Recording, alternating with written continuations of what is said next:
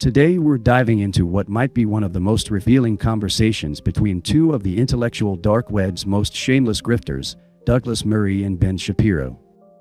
We've got Murray, the British pseudo-intellectual who's made a career selling apocalyptic visions of civilizational collapse, having a cozy chat with Shapiro about why Israel's survival is essential to Western civilization itself. And I mean literally, Murray actually argues that if Jewish people were wiped out, America and Western civilization would cease to exist. This isn't just bad political analysis, this is two professional fearmongers doing what they do best, taking legitimate human concerns and twisting them into justifications for endless conflict and oppression. Murray has built his entire brand on Clash of Civilizations, panic, while Shapiro profits off culture war content and pro-Israel advocacy. Pay attention to how they use sophisticated academic language to dress up some truly grotesque ideas about whose lives matter and whose don't. This is how modern fascist propaganda works, not with crude slogans, but with intellectual-sounding arguments about defending civilization while actually promoting the exact opposite. Let's watch two grifters sell you a war. People say, well, why are you so bothered about Israel? And I hear that from the right. The left don't care, they know I'm beyond saving. But on the right, I hear that. And I think they don't realize, they think it's some weird thing. Like, what is this small state? Why does it bother you? I don't think they've even remotely reflected on what I regard as the deepest reasons to care. It seems to me, if, as you well know, Western civilization is based on the legacy of Athens and Jerusalem. Athens is under great assault always, but it's not actually under existential assault at the moment. What is being attempted by Israel's enemies is the philosophical and cultural equivalent of burning all the libraries of Alexandria. This is one of the underpinnings of Western civilization, utterly, utterly at risk.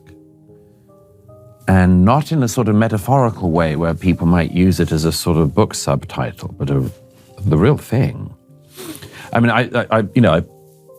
I've sometimes thought about it this way. I haven't tried this out in public before. How many Jews are there in the world? 15 million. 15 million, okay. This may come across really coarse, but let me put it this way. I mean, there are lots of conflicts in the world, and I've covered a lot of conflicts involving a lot of people, but it's conceivable that at some point, 15 million Christians could be killed. It would be a disaster, a tragedy. It's conceivable that at some point, Burma, India, somewhere, 15 million Muslims could be killed. It would be a disaster. It would be a tragedy of an unimaginable scale, of mid-20th century scale.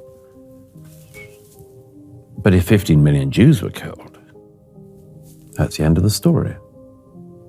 That's it. Now, what does that mean for the Jewish people? It's the end. The people who saw off everyone from Pharaoh to Hitler disappeared in the 21st century. Everyone else, in my view, wouldn't survive either. Western civilization could not survive the destruction of the Jewish state because it would be, among much else, the cutting away of the whole tree that we're on, and Western civilization would die. So I regard the existential threat against the Jewish people to not just be about the Jewish people. It matters deeply to me that it is about the Jewish people. But it also matters to me because it's about America. Could America survive if the Jewish people were no more on its watch, or everybody was forcibly deported from the Holy Land? Come on. Of course not. Could the isolationists bear the repercussions of that across the Middle East and elsewhere? Of course not. So I find this blitheness and the frivolity of it to be absolutely intolerable among the critics on the right.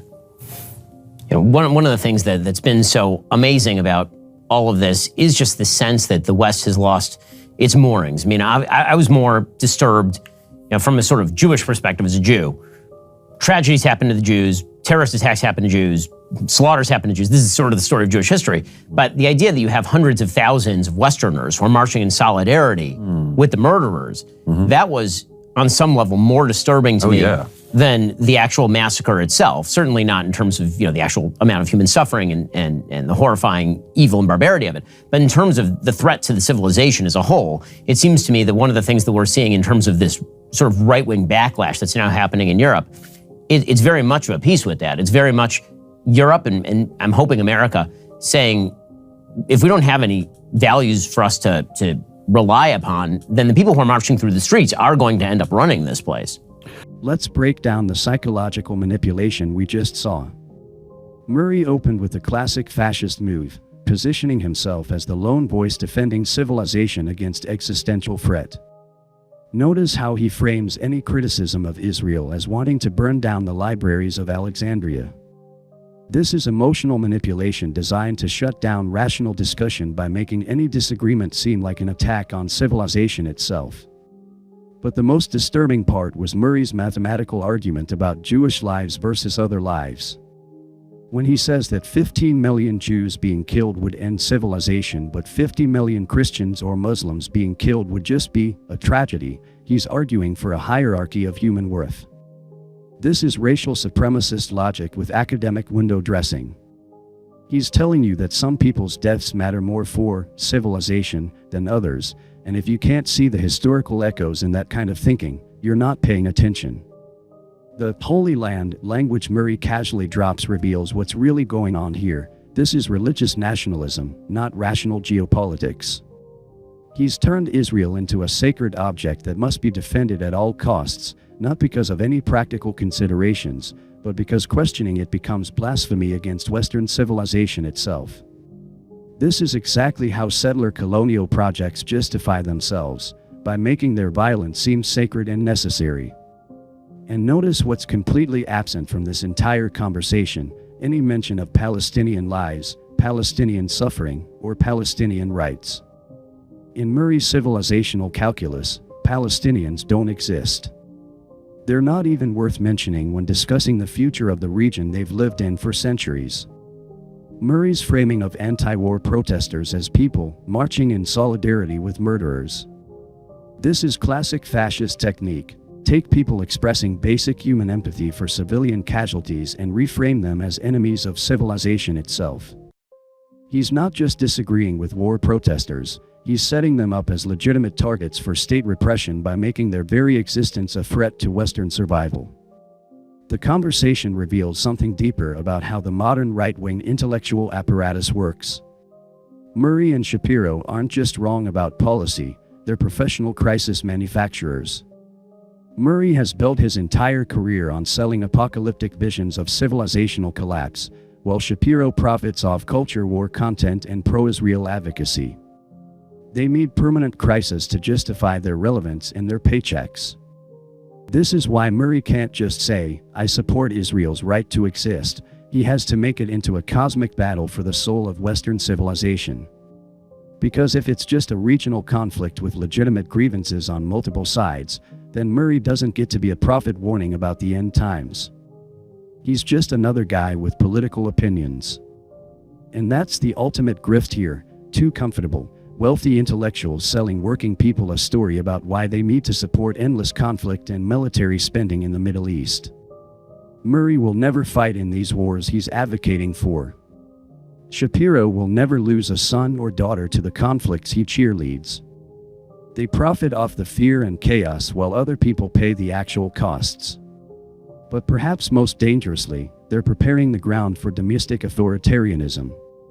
When you frame political dissent as civilizational threat, when you argue that protesters are marching in solidarity with murderers, when you claim that certain ethnic groups are essential to civilization survival while others don't even merit mention, you are building the intellectual framework for fascism.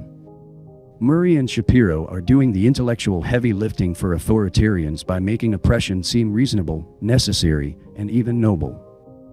What you just watched is propaganda designed to make you afraid, angry, and willing to sacrifice your own interests for the benefit of people who see you as useful idiots. Don't fall for the sophisticated language and academic credentials. These are grifters selling you war while they profit from the chaos they help create.